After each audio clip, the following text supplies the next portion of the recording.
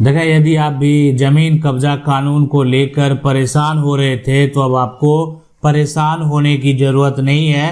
ये कानून जो है अब यहाँ पर खत्म हो चुका है, यानी अब ये कानून अब लागू नहीं है। यानी अब एडवर्स पोजीशन का जो लोग दावा करते थे, ये जमीन को कब्जा करके बैठे हुए थे, इनकी जमीन नहीं थी, ये अवैध तरीके से जमीन पर दखल किए हुए थे।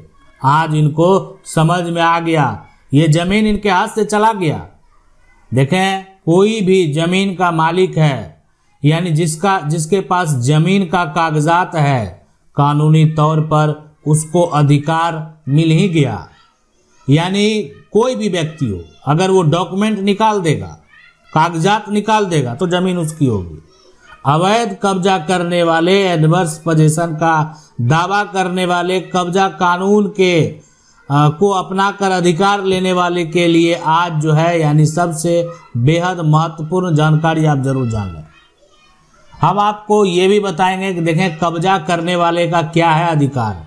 अगर कोई व्यक्ति जमीन पर कब्जा यहाँ पर करता है तो उसका अधिकार क्या है, ये सबसे महत्वपूर्ण बात है। क्या वो जमीन का मालिक बन जाता है?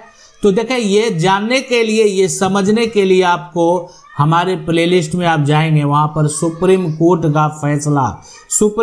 का फैसला जो प्लेलिस्ट है उसमें जाएंगे और सुप्रीम कोर्ट का जजमेंट में हम आपको रविंदर कौर का जो है जजमेंट बताए हुए हैं। एक बार वो जजमेंट को आप जाकर देख लें, पूरा समझ में आ जाएगा कि जमीन पर कब्जा करने वाले को अधिकार मिलता है या नहीं मिलता है।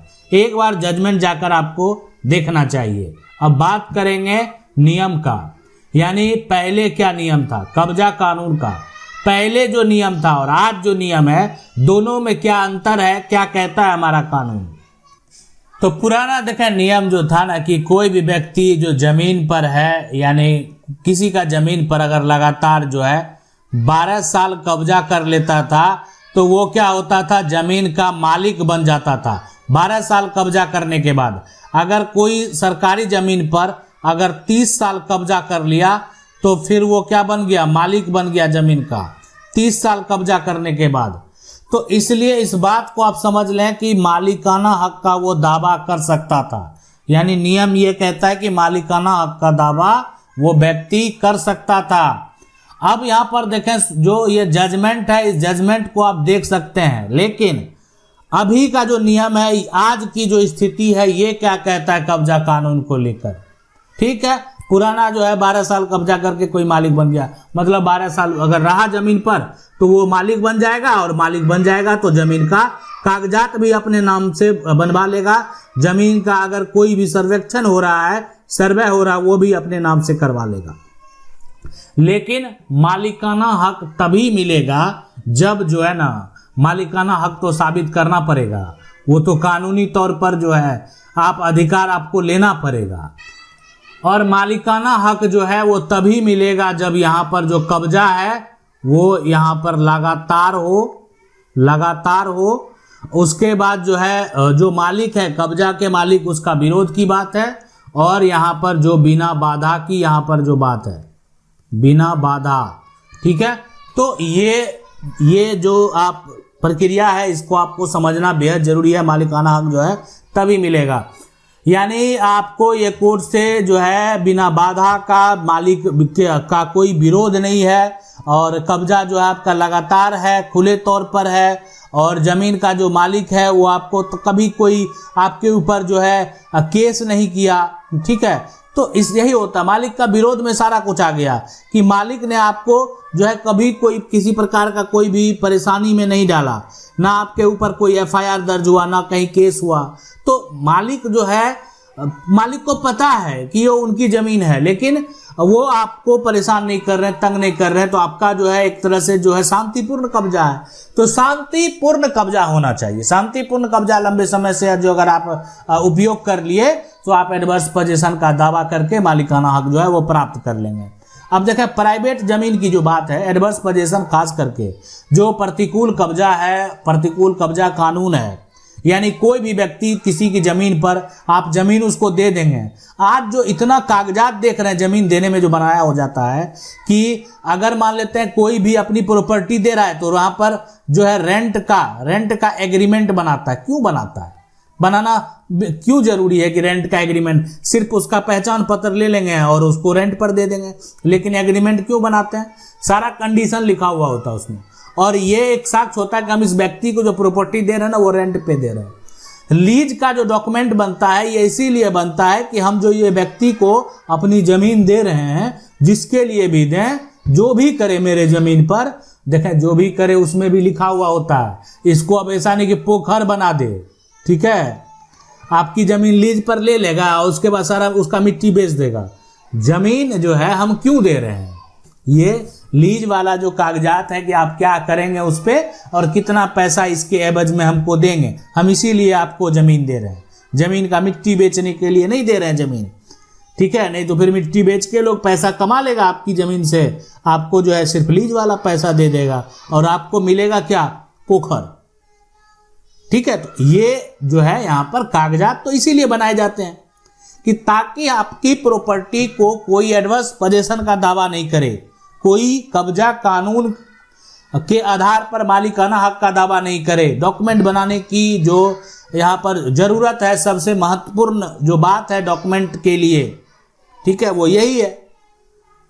तो अब यहाँ पर देखें सबसे पहले सरकारी जमीन में क्या होता है कि देखें, ठीक है, सरकारी जमीन और निजी जमीन में, तो सरकारी जमीन और निजी जमीन में जो कि निजी जमीन में अगर कोई भी प्राइवेट जमीन पर अगर दावा करेगा ना, तो एक तो सबसे पहले जो जमीन का नक्शा है, ठीक है, साथ में आपको गवाह, उसके बाद यहाँ पर जो बिजली बिल है, ठीक है, या अन्य कोई टैक्स रसीद, ये सभी आपको देने पड़ेंगे, ठीक है, साबित करने के लिए कि 12 साल से ये सब हम कर रहे हैं।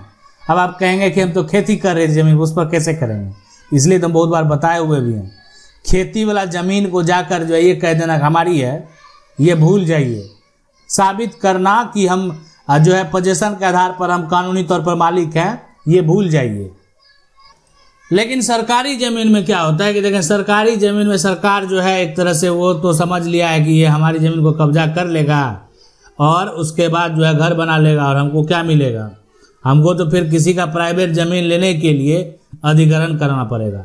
तो सरकार कुछ राज्य में जो है एक तरह से लगा के देखें, सरकारी समझ के लोग ज़्यादा कब्जा करने का प्रयास करता है, ये भी बात है। तो यहाँ पर जो है सरकारी जमीन पर एडवर्स पोजीशन का दावा साबित करके और मालिक बन जाना, ये कह सकते हैं नामुमकिन की तरह है। मतलब इतना आसान नहीं है किसी के लिए कि एक तो सरकारी जमीन पर कब्जा कर लेगा और मालिक भी बन जाएगा। इसलिए इस बात को समझ लें, कई राज्य में क्या हुआ कि कई राज्यों ने इसको लेकर कानून ही बदल दिए कि सरकारी जमीन पर कब्जा करेंगे मालिकाना हक नहीं मिलेगा।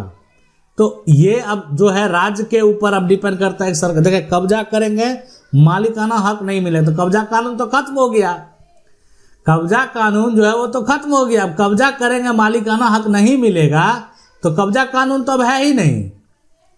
लेकिन तो इसीलिए अब प्राइवेट जमीन जो जगह है किसी का, उस पर जमीन पर कब्जा करके बहुत लोग क्या करते हैं, बहुत एक तो कब्जा कर लेते हैं और उसके बाद दूसरे का जमीन, और सरकार जो व्यक्ति कब्जा किया है लंबे समय से रह रहा है, तो दूसरे के जमीन पर सरकार के द्वारा जमीन को बंदोबस्त कर दिया जाता है, जमीन का पर्चा दे दिया जाता है। वो पर्चा आप यहाँ पर बासगित बोल सकते हैं।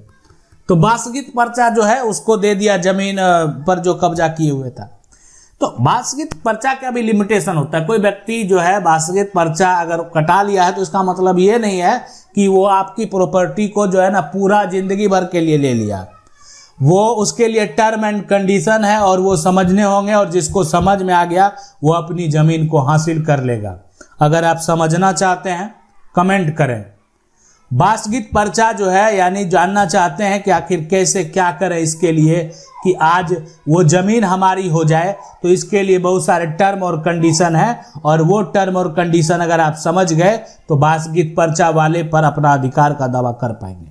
लेकिन आपको तरीका जो है समझाएंगे, और ये तरीका अगर आप जानना चाहते हैं तो आपको क्या करना है, कमेंट करना है बासगित पर्चा के संबंध में मुझे जानकारी चाहिए। और आज की जो स्थिति है कब्जा कानून का ये ऐसा नहीं है कि खत्म हो गया है, निजी जमीन पर आज भी है, लेकिन बहुत सीमित हो गया, अब इतना आसान नहीं है। पहले का समय और अभी के समय में अंतर है, ठीक है।